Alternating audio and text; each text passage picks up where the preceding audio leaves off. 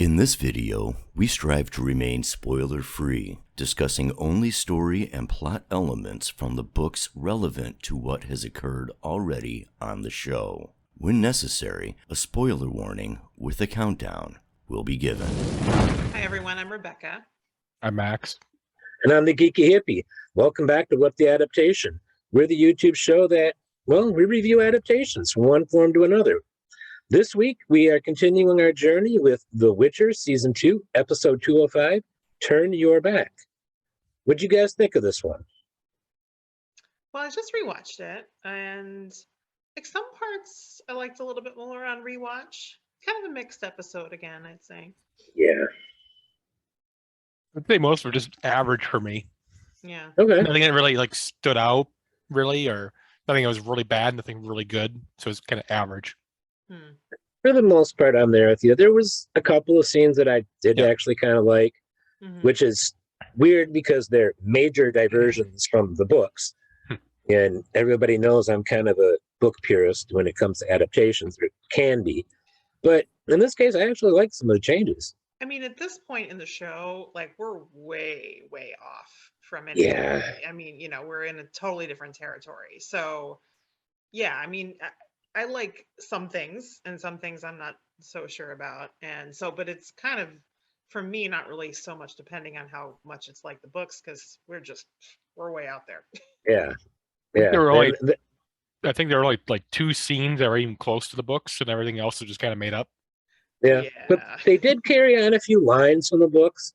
Just not, as usual, not where the line is said in the book, but in a totally different scene by a totally different character. Often the case, but yeah. Especially with this show, I'm torn if I like that or if I think, or if I don't, you know, because in a way I kind of think it's neat that they're like making sure to keep these lines, because some of the lines are stuff people are going to want to hear, you know, readers probably want to hear, but I don't always like how they end up using it.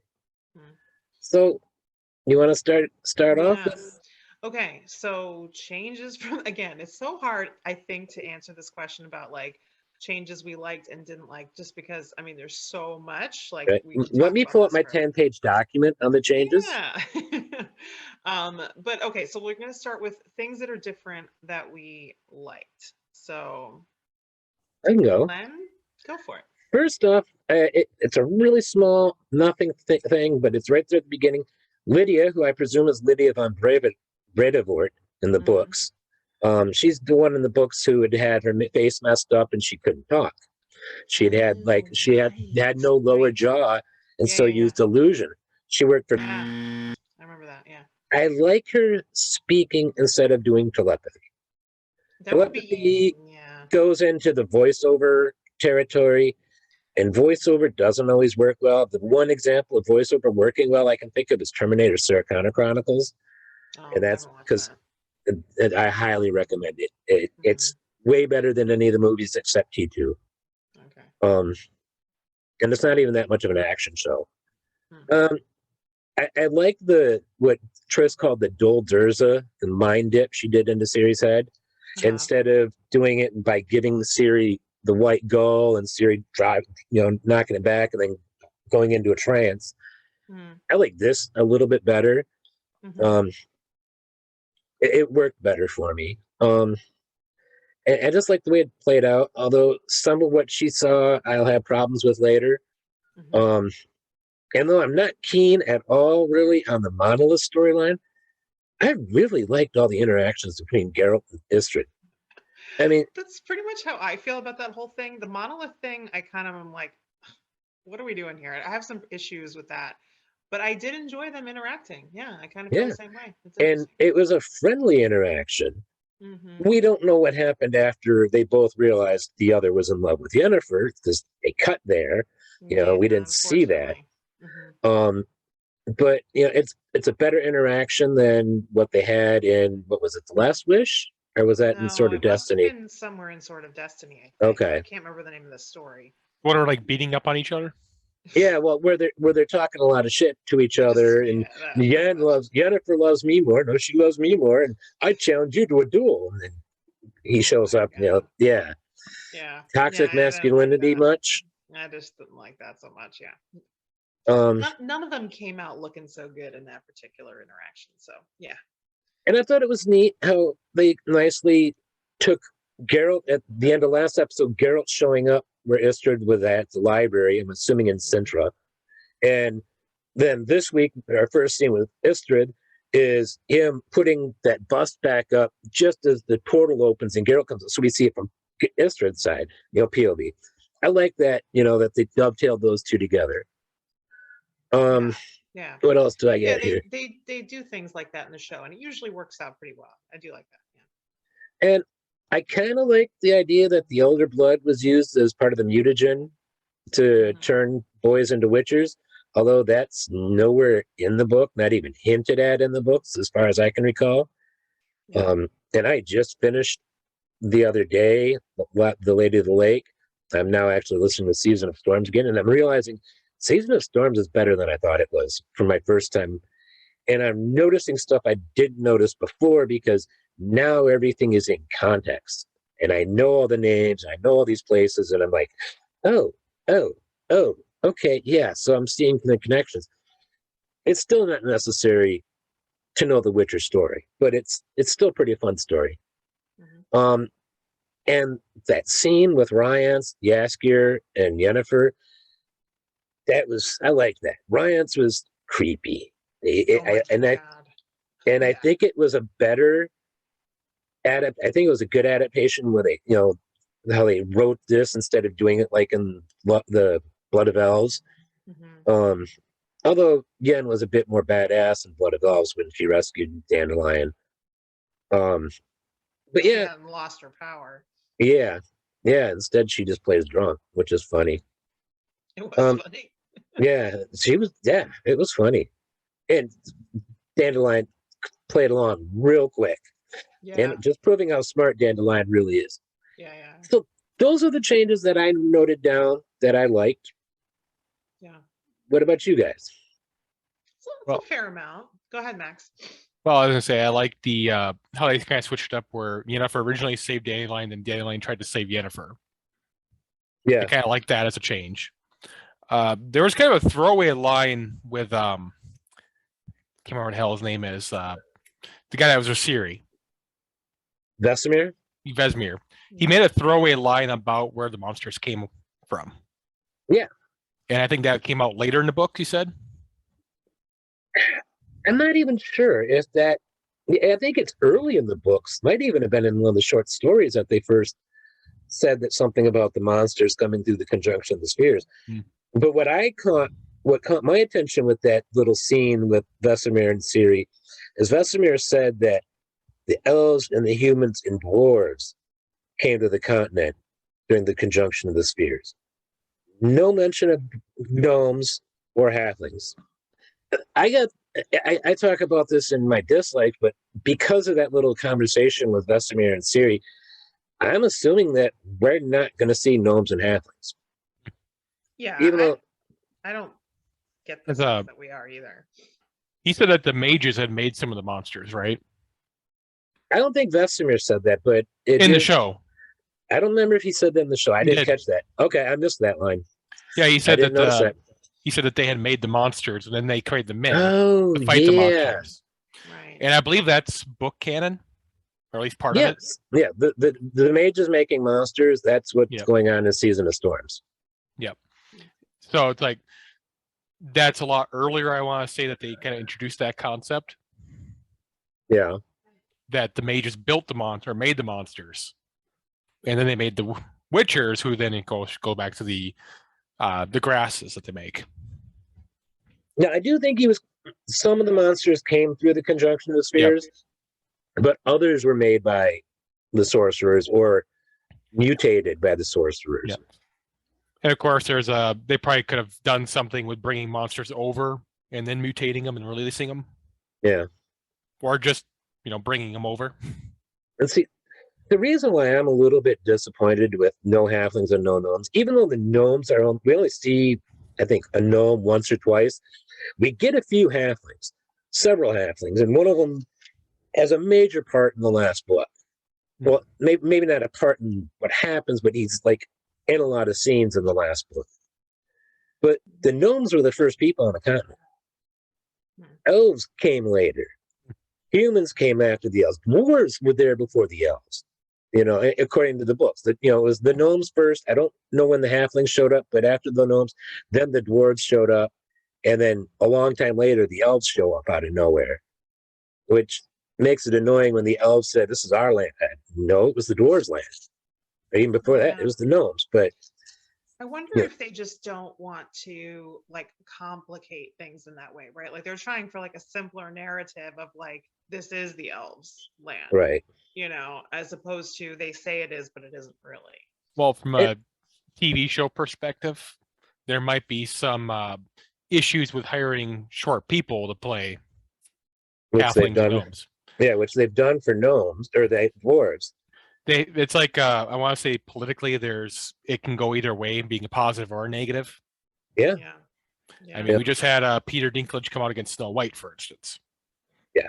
No, really? he came out against that a long time ago. Yeah, and just recently when they were making the remake, you know, he came out against it, but that community was very also mad at him for coming out against it because there was also some jobs.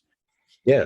And see, So, that's why not everyone feels the same. That's why I'm torn on using actual dwarfs to play dwarves. Notice I pronounced that different at the end. One is an F, one is a V. I mean, it's kind of almost stereotyping them, but at the same time, it's giving a bunch of dwarfs a job, you know, on a show that, you know, dwarf actors that they don't get a lot of roles. There are not a lot of roles for dwarfs. No. You know, it's got to be better than Charlie and the Chocolate Factory with what's his name? Yeah. They hired one guy and then CGI'd him a billion times. Oh, and the remake with Depp? Yeah. Yeah, I've never seen the Johnny Depp one. Yeah, they I haven't seen that either. literally hired one guy and then CGI'd him a million times. Wow. So instead of hiring a bunch of people like they did in the original. So it's like the worst of all Yeah. scenarios. Yeah. See, the poster alone scared me off of that movie. Yeah, I had no interest in that. For reference, that is Charlie from the other Chocolate Factory, the kid, grown up. Oh. Really? Didn't know that. Huh.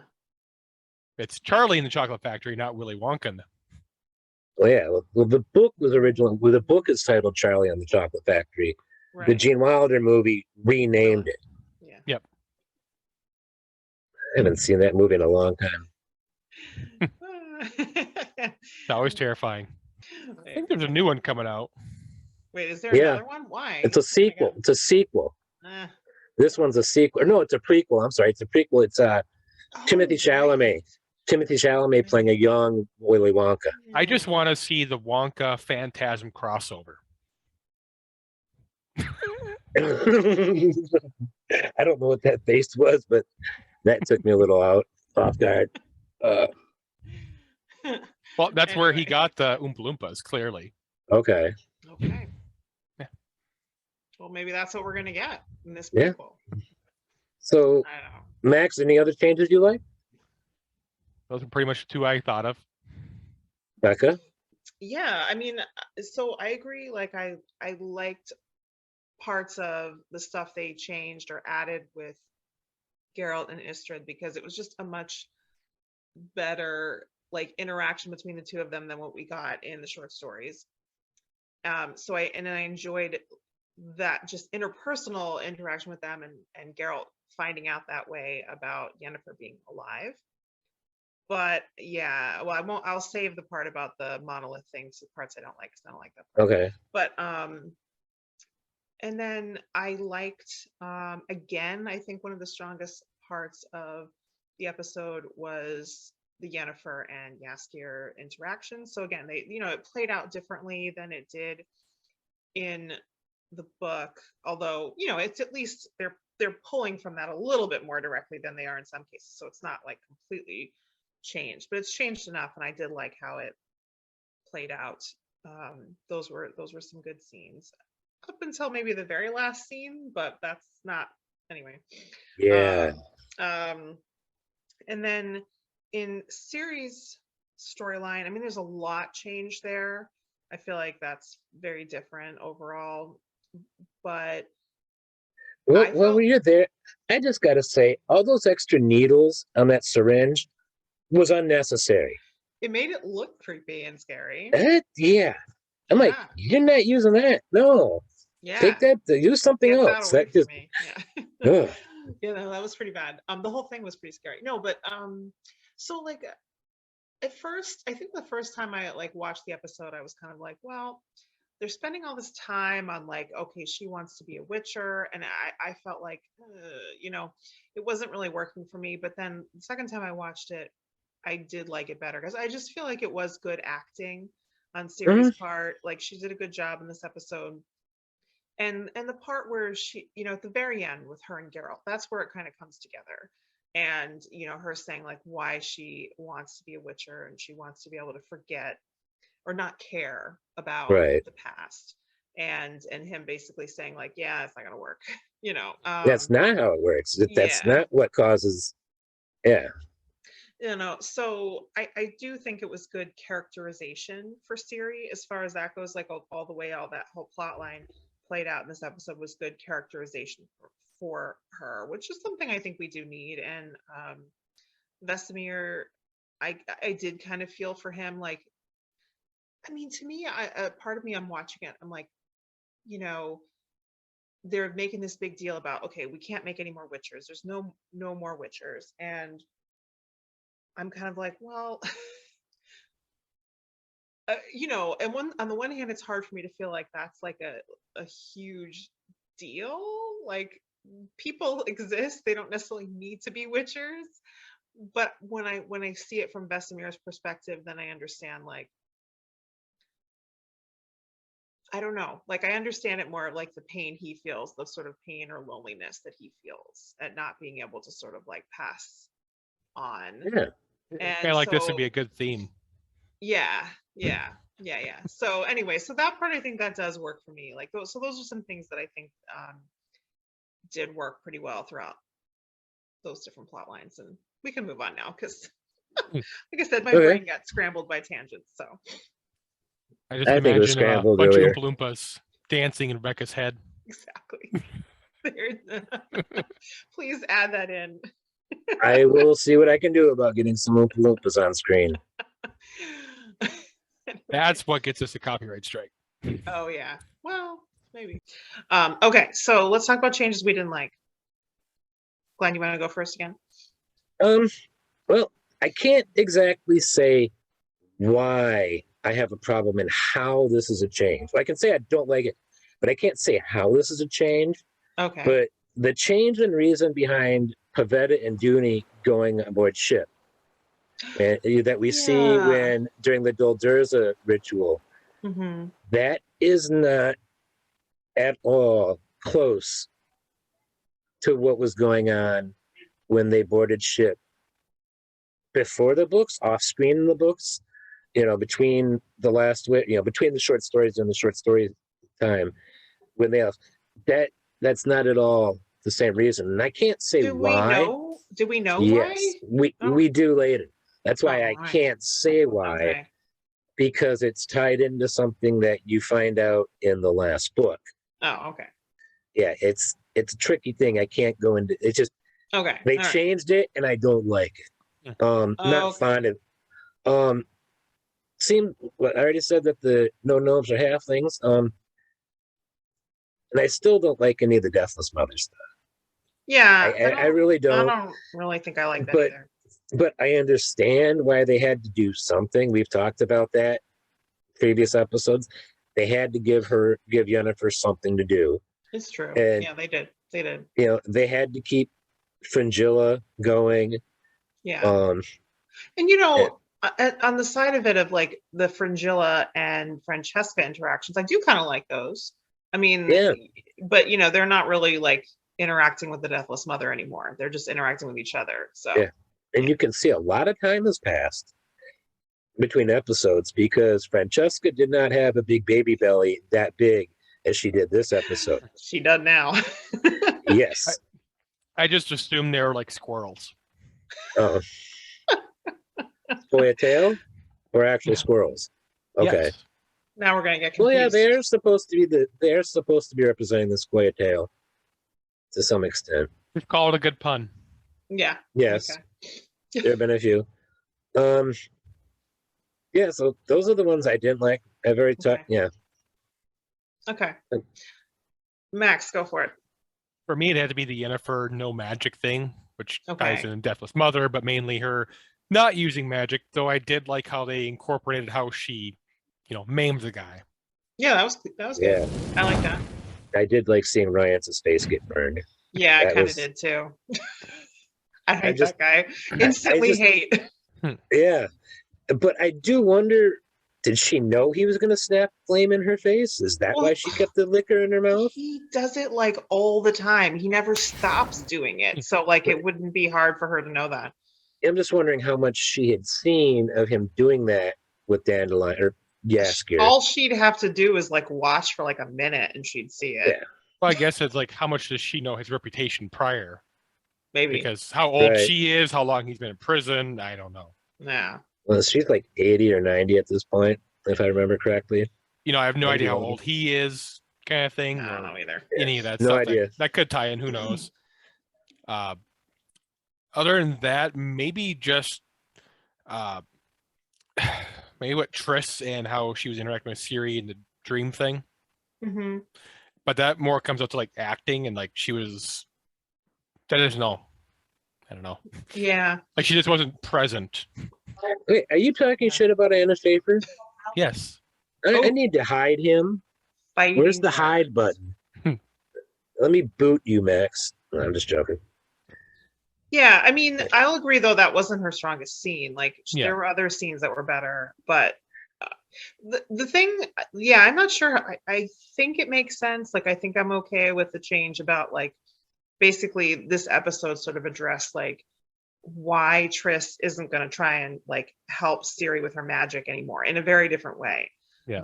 than the book did, and I think I'm okay with it. Like But the that only brings- thing that kind of is a little bit crappy about it is that like Triss now I guess just thinks Ciri is a destroyer, and I don't know, I Yeah. feel like it kind of diminishes Triss's character a little bit. Especially since she's supposed to look at Ciri as a little sister. Yeah, After this.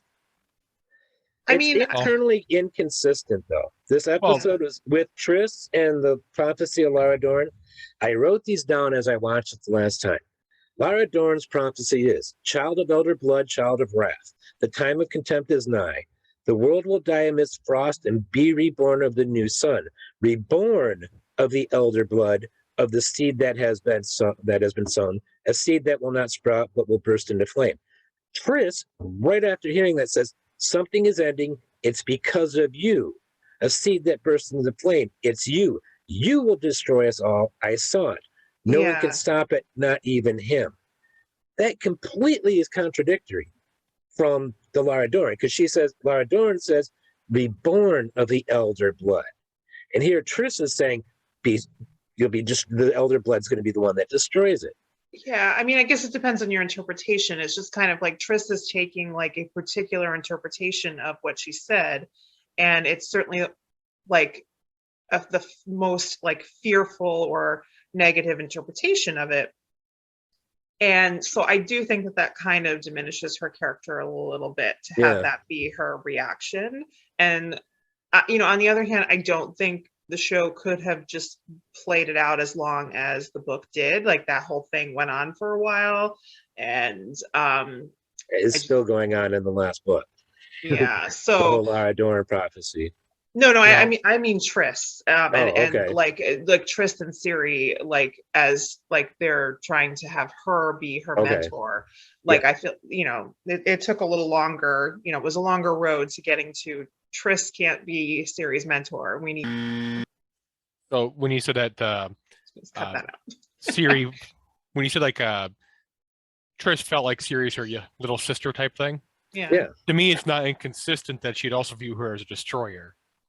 Like those two can go hand in hand. Yeah. You can I still don't know. love him as a sister, but also you like she's gonna mess something up. Yeah, I mean, I think it just makes Triss acting totally out of fear. I mean, that's not really like the driving force as to why she ends up no longer mentoring Ciri in the book. Like, I don't think Yeah. she's acting mainly out of fear, but here it is out of fear. So anyway, it was certainly more dramatic, and it Yeah. expedited things. It sped up that that shift, and so I think we needed that. But Triss kind of comes out not looking as good in that bargain, I would say. Yeah. Okay, so then the only other thing I think I will add to the changes that I didn't like, because I'll just expand on this a little bit more, is basically just the way they're handling the monolith part of things. I mean, that basically the scene where Istredd and Geralt are talking about the monoliths, and Istredd sort of jumps to this, he's like, well, historians think of it as their, I forget what the terminology was, but basically like points of impact. They think of the monoliths as points of impact. Well, what if they're conduits? And it was sort of a thing where I was kind of like, wait, you're a monolith expert and you've been thinking about them and studying them, and you're just now thinking about that as a possibility. Like, to me, it wasn't like it just kind of seemed like none of that whole revelation felt like anything. It was either insignificant or not justified by what we had seen. And it's just a little bit too like out of the blue, all of these things. And the maybe there was no reason before this happened to think that.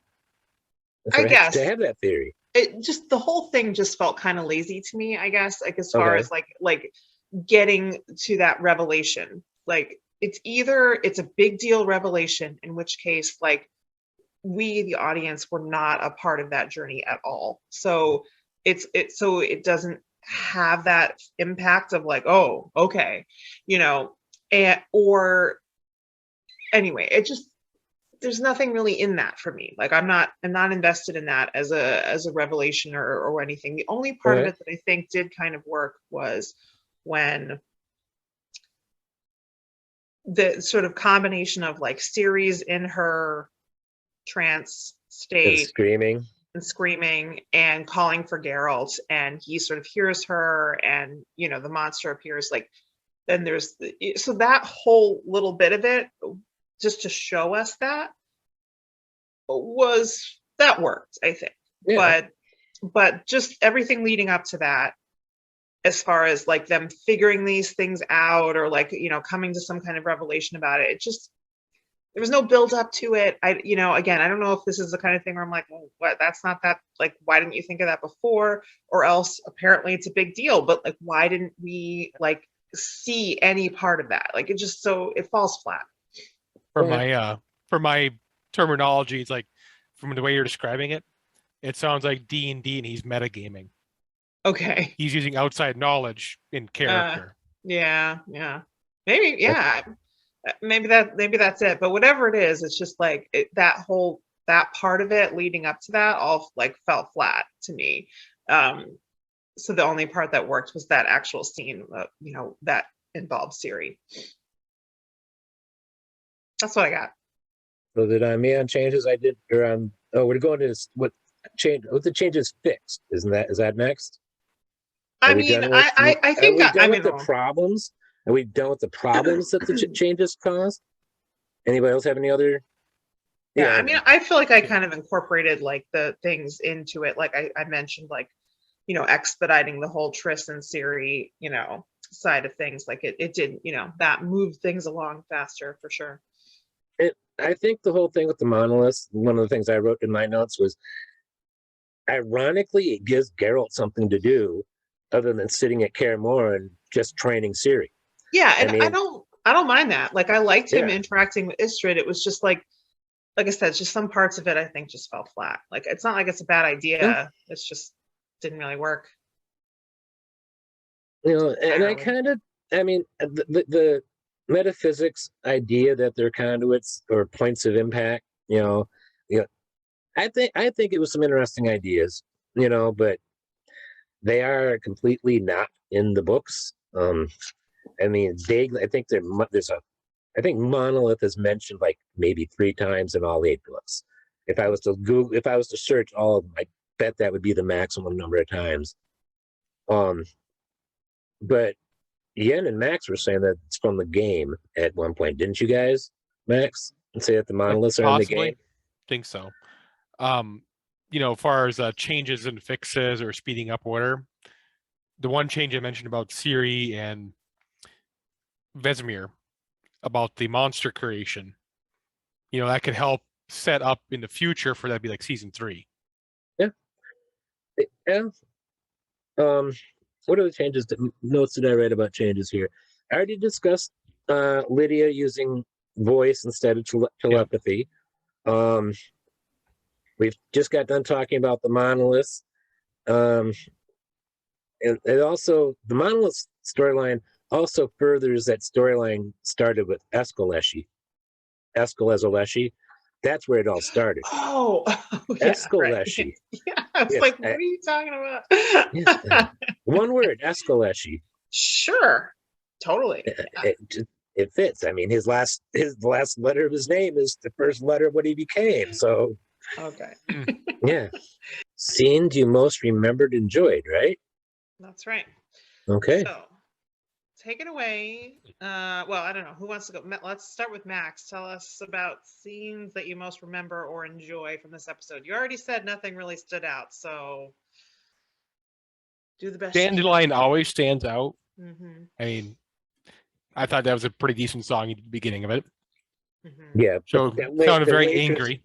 The bar wench had a great line about that, though. About her playmate who was deaf, and she would change places. I get that, but yeah, I do like that song. But when she did that line at the beginning, I laughed. That was one of the laugh out loud moments for me. It was a well-delivered line, even though, I mean, I think he sounds great, and I enjoyed the song, so, I don't agree with her, but it was a well-delivered line. She sold it. Other than that, where Yennefer blows, in that one guy's face and burns him, like that. Yeah. Those were two. The fighter VFX were on point this episode. With his hand and his finger, and it all worked. I'm looking at that like. Even practical effects for all I know. Yeah. Yeah, but then he got it so close to, not force perspective could make it look closer than it was, but it was all really well done. Yeah. All the fire effects in this episode. What was your favorite or most remembered scene, Becca?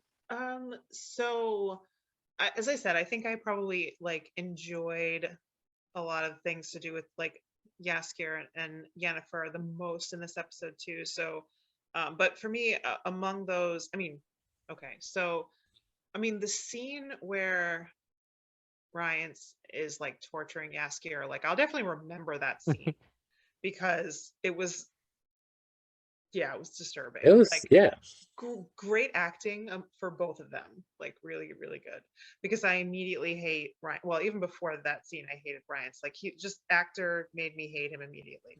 But Jaskier was great in that too. And then, but I think I enjoyed the scene after. Well, I enjoyed Yennefer coming in to bust him out, and then I enjoyed the scene after where they're verbal sparring, that was. You don't get to play damsel in distress. That's my part. That's my part. that got a laugh out of me too. That's so good. Yeah, so that scene was probably the one I enjoyed the most. I would say, and then like I said, I enjoyed other bits that, as I mentioned, but I think that one probably would stand out, or I would enjoy it the most. There was another line that made me actually laugh out loud, and I don't laugh out loud at shows that often. But when the lady said, "Don't look a gift whore in the mouth," I almost lost it. I was just like, it's a pun. Oh, yes, yes. A pun that doesn't fit in their world, but, because they don't necessarily have the Trojan horse. But, yeah, I thought it was pretty funny. So your favorite or most memorable? Yeah, so that's one of the ones. The scene... one of the shots that stuck with me the most from when I first watched season 2 was Yennefer sitting there in the chair with the 2 guards, and she starts doing the turn your back on the wood hut, and then she vanishes. Mm-hmm. That that stuck in my head. So that's probably the most memorable. Out of all the scenes in season 2, that one just, since I've been wondering during all this which episode that was in, and then last week I realized it's got to be this week's episode. So I was like, all right, cool, that's where it was, because I just remembered it. Other than that, like I said earlier, my favorite parts is all the interaction between Geralt and Istrid. Yeah.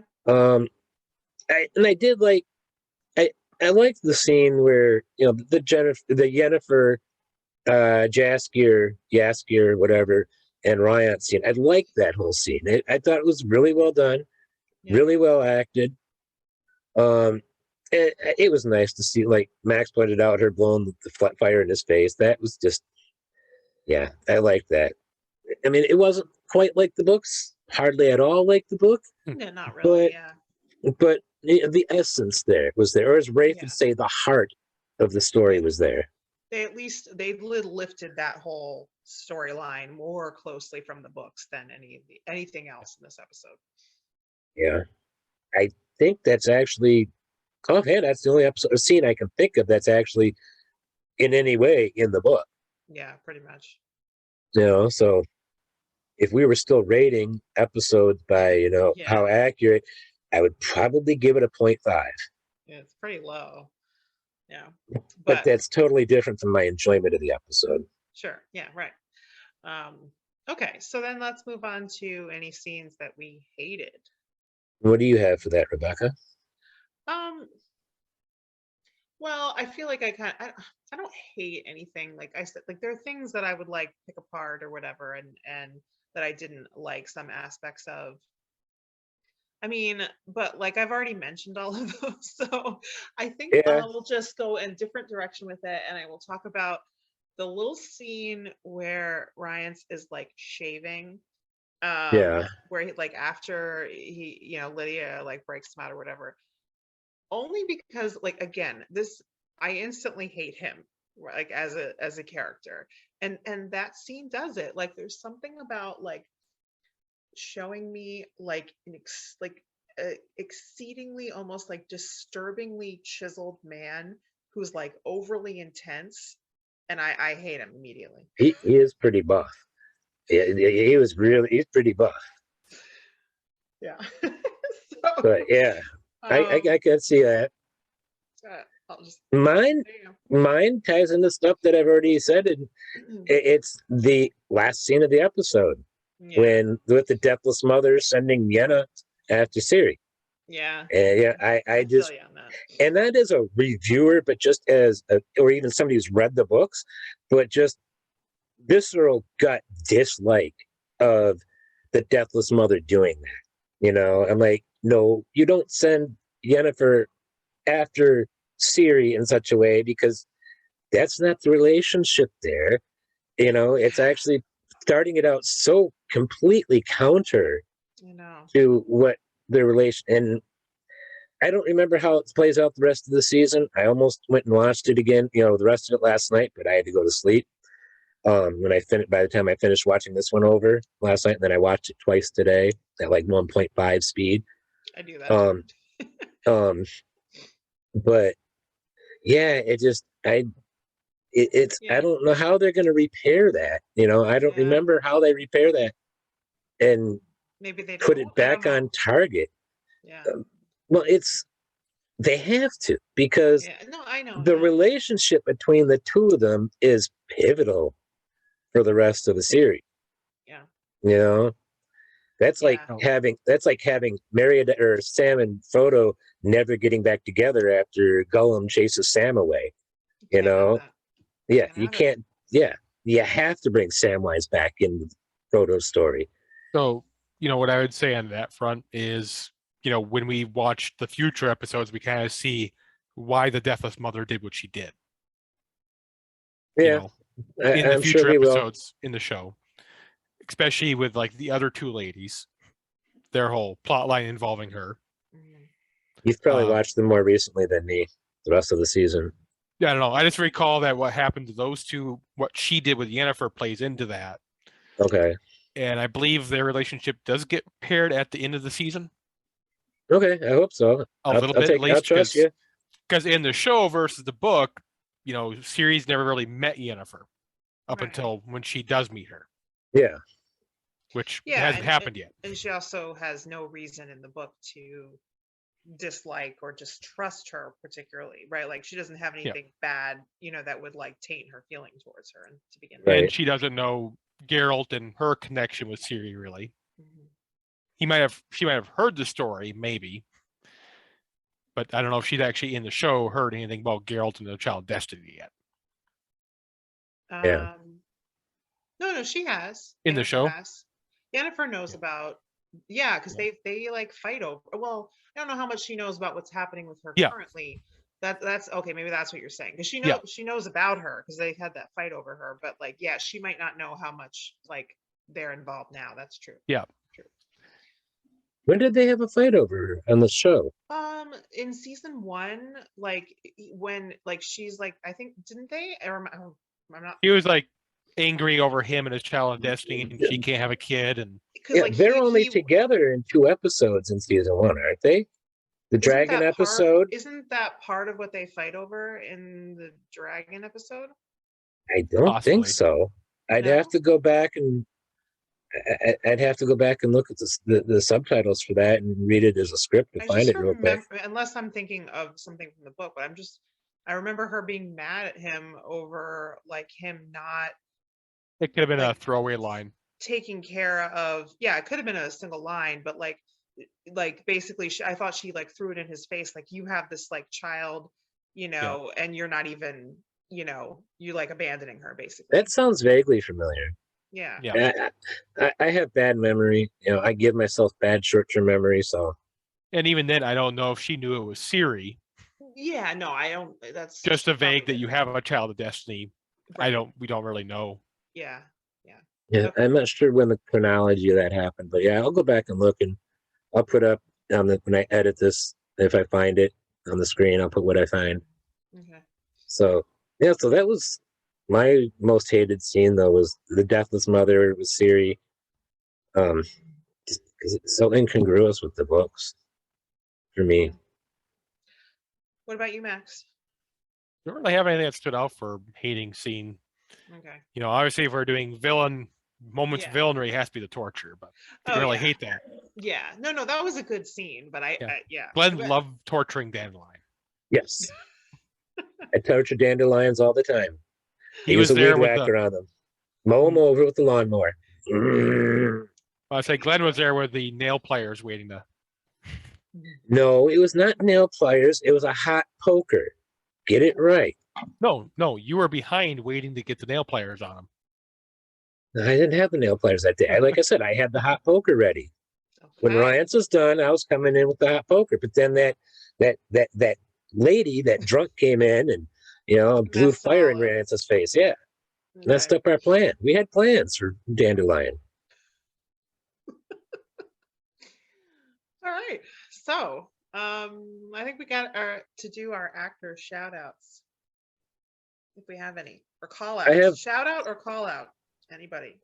I have a couple. First time reviewing this show, I'm actually going to say Henry Cavill. Oh. I enjoyed his performance in this episode. Okay. And that was because of his interaction with the on-screen chemistry, him and Royce Pearson. I think that's how his last name is pronounced, who plays Istrid. That, I thought they'd work together.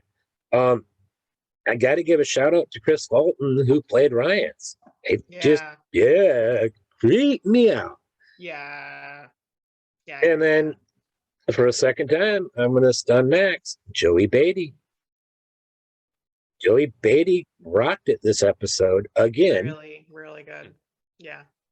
I agree. Those are all So- good call outs. I was gonna mention Dandelion because I did really enjoy his singing this episode. Yeah. However little bit we got. But he also like played into why we think Bryant's is so creepy, because like the way he reacted to him, like he was good. Yeah. Mhm. That first snap and little finger lit up, that's disturbing. I'm Or like, whatever it was. Yeah. we felt like him exactly right in that moment. Yeah. My stomach was lurching. Yeah. I will also, for the first time, give a shout out to Freya Allen Okay, because she was good. I think this was a very strong episode for her, and I think she's growing as an actress. Her green contacts were a little noticeable this episode, but In a couple shots, they were. yeah, because they would have a bright light right in her face, and the contacts, the pupils are still like that. Like, Yeah. I know they could have just done what they did with Anya Chalotra and not made her wear contacts and just did it in post. That's what they did with Anya's violet eyes, because Anya has brown eyes, if I remember correctly, and most people don't have purple. Yeah, violet eyes have been. I do believe Liz Taylor. She's famously supposed to have somewhat violet eyes. Yeah. But yeah, I know Freya has hazel eyes. When I looked it up, I'm like, what color eyes does she normally has? Because those are contacts. I hadn't quite noticed how bad, quite noticed that badly that they were contacts. Most of the time, they're not noticeable at all. It was really only in a couple shots where they were, like it was like light in her face. Yeah. Max is like, I don't know what y'all talking about.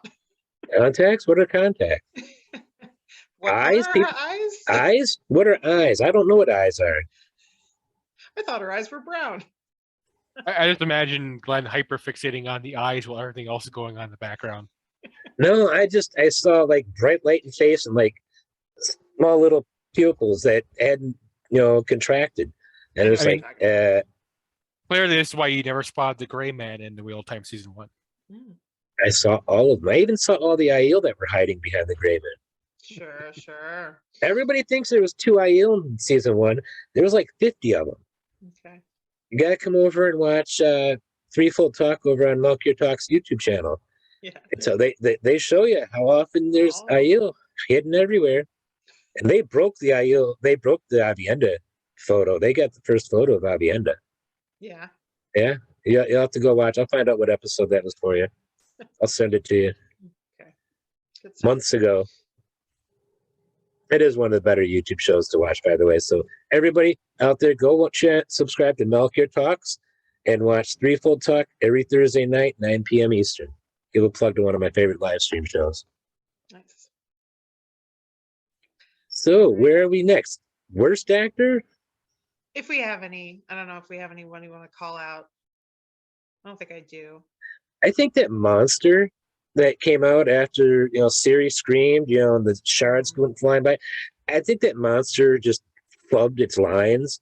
Yeah. And, and it got the blocking wrong too. So, yeah, I think the monster.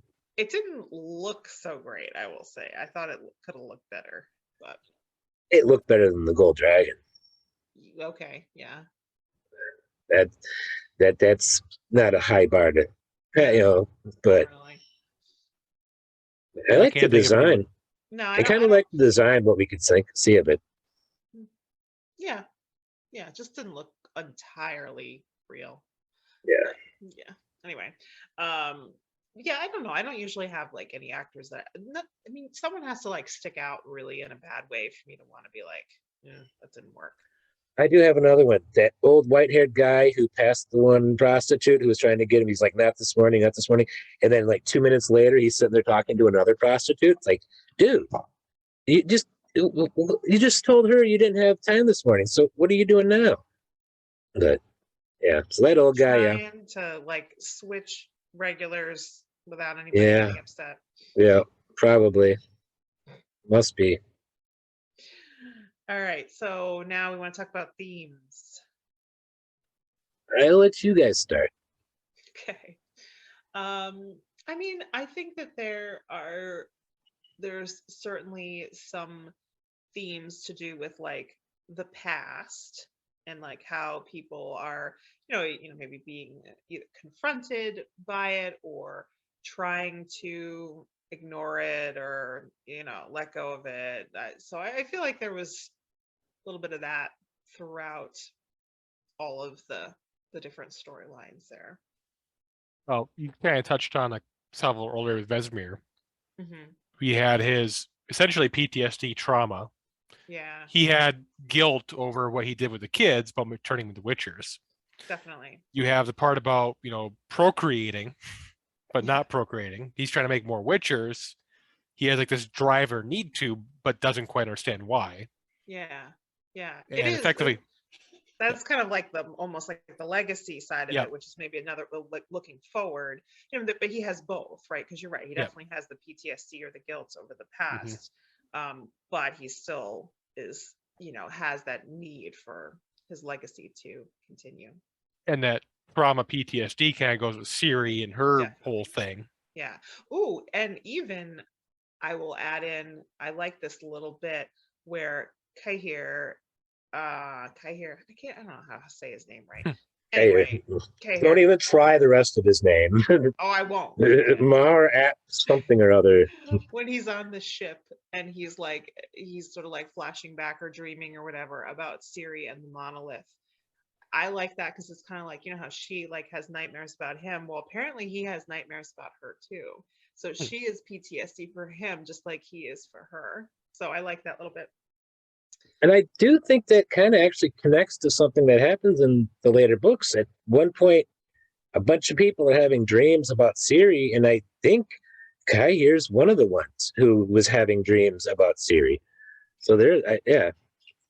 So that actually made sense. I like that little bit. And then like I feel like there's a little bit of that, like even in the Geralt and Istrid scenes. Like, I mean, obviously they're trying to reconstruct the past, but also like they're discovering this link they have in their own past, and that it's more present than Geralt realizes too. That's like it's coming back, and I think Yennefer is she can't let go of like who she was when she's powerful. Like she can't let go of that. So anyway, that's all I got. How prevalent is number 3 in this episode? What do you mean? Well, we have the hut thing. Yeah. With the dead mother. Yeah. We have the 3 main storylines between the 3 characters. Oh, I see what you're saying. But we also have the 2 side stories. Because I was thinking with Ciri, Triss, and then the grandmother character, it's 3 women. We have Geralt and Istrid. Was it Istrid? Yeah. Istrid. And then there's maybe a third, at least a creature in that interaction. You got Yennefer, Dandelion, and what's his face? Ryan's. Okay. Yeah. Yeah. The rule of 3 played a part in this episode then. Okay. That I'm seeing at least, because Right. Kahir, I'm trying to think, did he have 3 people involved in that one? Well, he's with Fringilla and Francesca. Okay. And then before that he was with Gage and Filavandro. What about the scene with Dunny? Dunny? Yeah. Yeah. It's Francesca, him, and who? It's Pavetta, Dooney, okay. and Ciri as a baby. Okay. That's who's in there. And then Ciri and Triss watching. Yeah. Because the Trinity part does come back into play with the dead mother. Deathless mother. Okay. Deathless mother, yeah. Okay, so Trinity might be a little subtle theme running through here. Yeah. I can see it. Okay. For me, there's the whole legacy thing. It's not just Vesemir wanting to leave a legacy. There's also Ciri's family legacy from her ancestors. And I tried to track it down today, how many generations removed she is from Lara Doran, but I couldn't. And it's very vague, as Istrid finds out when he's looking at the family tree, and it's like, why does it stop? Because he's like, Fiona, but yeah. And there's a really tangled web there of that family line going back to Lara Doran, and it ties into Falca, even, who we saw Stregobor talking about recently, that fire, when he did the fire illusion. Oh, right, yeah. That was supposed to be Falca who did that rebellion when she and her mother got put aside. When she was like a child, her mother apparently was supposed to be really ugly, and the king of Redania pushed her aside and married some young beautiful woman, and that beautiful woman gave him 2 babies, but at about the same time, Falca gave birth to a baby and gave her child to her father's daughter, whoever, the one who had the twins, and nobody knows which one of those 3 in the books. They don't really talk about it in the show, but nobody knew which of those 3 was Falca's child and which was the other one's child. And that's where the whole elder blood gene got lost. Nobody knows where it went. And also the fact that males, they only express it as a carrier, and it's the females who actually have the power. Usually. There's some iffiness on that. I think most of that iffiness ties into the game, though. But all I know is in the story is that the 3 children got mixed together and nobody was sure. And there might have been something about the mom dying, the one who had the 2 kids. I don't know. I might be wrong on that. I'd have to go back and look again. But it's got to be that. Otherwise, yeah, it was. There was a confusion of the 3 babies because they're all born at the same time. Tying back to Ciri's family tree, I want to say it's either we find out why or we already know why, but her grandmother was responsible for like purging Spill's records. Oh, that might be. Or at least they talked about or hinted about it or something about. I know she hated elves, and yeah, I don't even know for sure that Calanthe knew she had elven blood. So, yeah, I don't know for sure, but like Vesemir said, sometimes we hate that the most, which we can't change about ourselves. You know, I hate the fact that I'm almost 50. And I can't change that. I really don't like that. I'm not even 49 yet. And I'm still already thinking I'm almost 50. Oh, looks like we're going to go to a second one because another theme is cooperation. Okay. Cooperation between Vesemir and Triss to make the serum, the mutagen serum, which I don't know how he knew it worked by looking at it. I mean, it could look like 100 other concoctions in a glass jar. Yeah. You know, they should have given it like a glow or something. It's like, oh, yep, that's it. It glows just like it's supposed to. Okay. You had cooperation between Istrith and Geralt. Yeah. Cooperation of a sort between Jaskier and his nemesis, Yennefer. Oh, definitely. I mean, she knew he was in trouble, and she that speaks pretty well of her that she was like, all right, yeah, I gotta go get this guy out of trouble because and she gave up her ticket out of there. Yeah. To do that.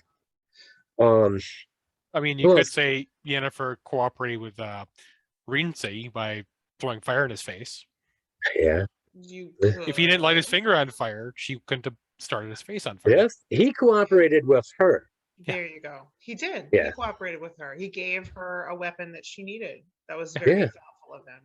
Very thoughtful. Fire consumed him. You know, they said that fire magic is banned because it consumes it. It ruins you. And he effed around and found out. So there you go. Yes, he did. And also Fringilla and Francesca cooperation. Yeah. That was the entire gist of the scene in the office. Yeah. Was I've had leaders, I've had followers, I've never had a partner. Yeah. And Fringilla looked at her and realized, yeah, same here. So, yeah. So, nice. Yeah, I agree. Other than that, you know, I mean, there's the old one. I say it every week. Can't say it with me. Racism. That was there, not as heavily. No, I mean, not as huge a theme. Mostly in the separating of a child from her mother, which that was gave me thoughts of what happened during slavery in the United States. That was the first thing that hit my head when I saw that. I'm like, oh my God, this is like a child being taken from her enslaved mother. Yeah. Of course, I don't know why the mom just didn't insist she goes along with, but I don't know. I mean, I can't imagine the guards would say no. I mean, oh wait, one other person wants to leave? All right, sure. Yeah. You know. Other than that, I don't really have much to go on. I racked my brain all weekend. Of all 3 times I watched it this weekend, and earlier in the week, there really wasn't that much other thematic stuff Yeah, going on that I I think we covered it. I mean, picked up we on. there's enough there, but yeah, not tons. Yeah. Yeah. Okay. Any other comments or thoughts on the episode? Anything from your notes that you didn't get to bring up? No. Double checking my notes. I do wonder why Ciri didn't take that tourniquet off after Geralt stopped.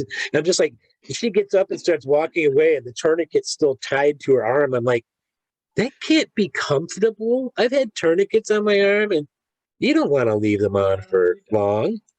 Every time I'm watching Yennefer trying to be like incognito in her hood, and I'm just looking at her going like, you're wearing like a bright purple cloak. Yeah. Nobody else is wearing anything like that. No, Like, of purple course is expensive. Exactly. I'm like, of course people are going to find you. Yeah, but So anyway. I question the logic behind the guards, the soldiers, and the prostitute being waiting there for Yennefer to run by. Well, it just that there must have been some Taveran work going on there for that to have perhaps worked out for her. Now, my final thoughts on the episode is if Jaskier's song about burn, butcher, burn is prophetic at all. Ooh. Interesting. Yeah. Because his lyrics are, he will, what was it? As I burn all the memories of you. And the butcher is back on his original name of the butcher. Of whatever that town was. Blaviken. I think we are finished. You got any more, Rebecca? No, I think we can wrap it up. Okay. Well, thank you guys for helping me on this. And everybody watching, thank you for tuning in. Please come back next week as we speak about what episode, Max? You're the episode man. That's your job. Yes. Come on. You're going to get fired. Good. Good. Sorry, I'll find it faster than you. Dear friend, episode 206 of The Witcher on Netflix. Everybody have a great night, and don't forget to be awesome.